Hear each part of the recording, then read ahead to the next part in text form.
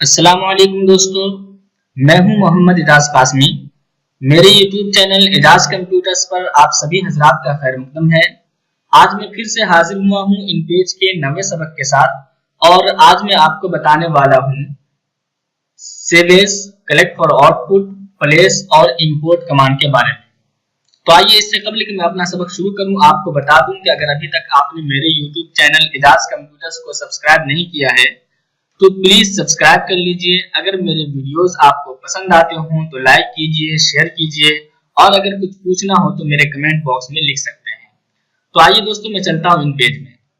देखिए, save as command, ये जो आप देख रहे हैं फाइल में सेव एज, इस कमांड का काम ये होता है कि आप पुरानी फाइल को, जिस फाइल को आपने किसी नाम से सेव कर दिया होगा, उसको दूसरे नाम से आप सेव कर सकते हैं।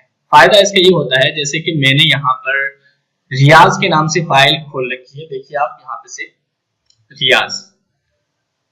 अब कोई दूसरा आदमी मेरे पास आता है, कहता है कि मुझे यही लिखना है मुझे भी और मेरे दरवाजे पे लगाना है इसको, लेकिन उसका नाम कुछ और है। तो अब आप चाहते हैं कि यहाँ पे से नाम उसका सिर्फ चेंज कर दीजिए। जैसे मैं यहाँ पे लिख देता हूँ सरफराज, या जो भी चेंजिंग करनी होगी आपको, बाकी सारी चीजें वैसे की वैसे ही है, तो आपको मेहनत करने की जरूरत नहीं पड़ी। आपने इसी फाइल को सेव एज कर दिया दूसरे नाम से।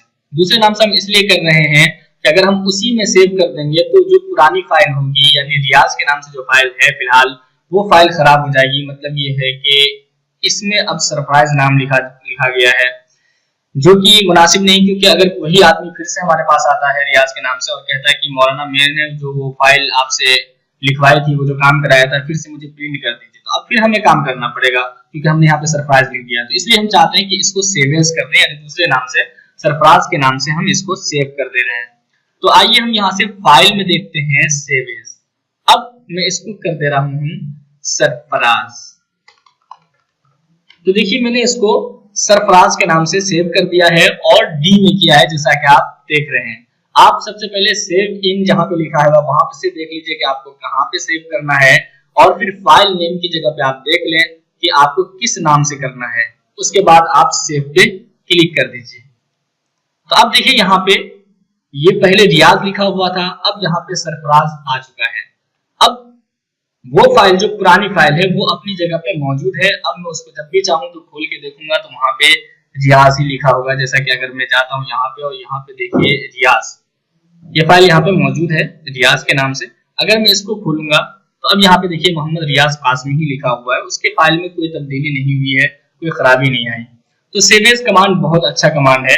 ऐसे ही जैसे कोई किताब आप एक मरतबा सेव कर लेते हैं और उसी तरह की कोई किताब आपके पास आती है, तो अब अलग से आपको बार बार सेटिंग नहीं बनानी पड़ती, बल्कि आप उसी फाइल को सेव एज करिए और लिखना शुरू कर दीजिए। जैसे मान लीजिए कि मैंने खुतबात असलम एक किताब लिखी, अब कोई दूसरी खुतबात जुल्फ़िकार या कोई उस तरह की किताब आ गई, तो अब आपको अलग से सफा वगैरह सेट करने की जरूरत नहीं है, बल्कि सेव एज करिए उस नाम से जिस नाम से आप काम करना चाहते हैं और काम करना शुरू कर दीजिए। तो सेव एज बहुत ही ज्यादा इस्तेमाल होने वाला और बहुत ही ज्यादा यूजफुल कमांड है, आप इसको इस्तेमाल कर सकते हैं अच्छे से। ऐसे ही जो इसके नीचे मान लीजिए कलेक्ट फॉर आउटपुट है, इसका भी काम यही है कि आप इसके जरिए भी डुप्लीकेट तैयार कर सकते हैं।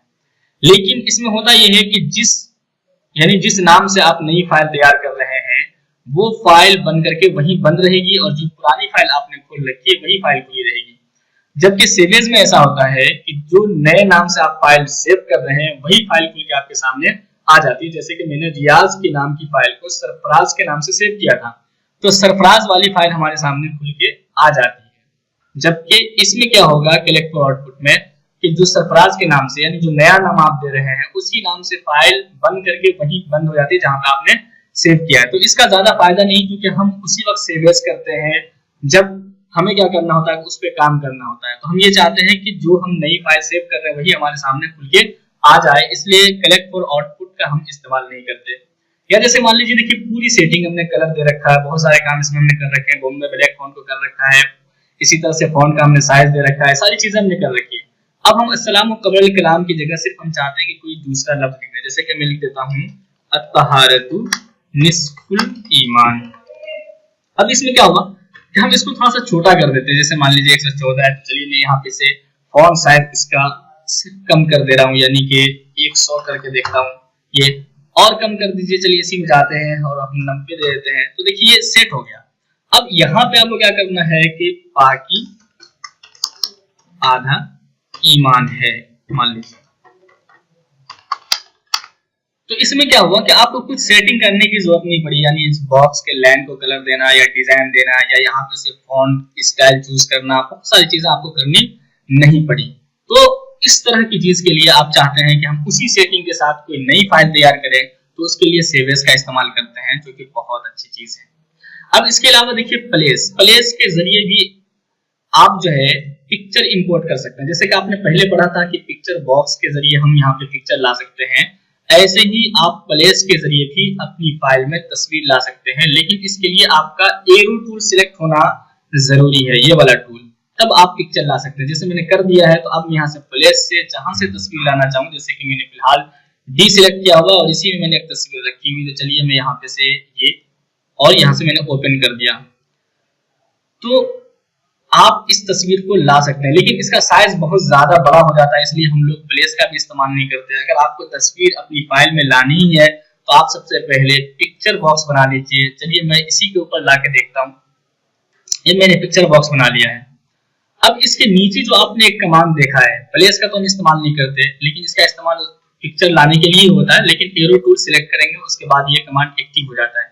इसके अलावा है इंपोर्ट पिक्चर, इसका काम भी है तस्वीर लाना, लेकिन इसके जरिए आप पिक्चर बॉक्स बना करके तब आप इसके जरिए पिक्चर ला सकते हैं।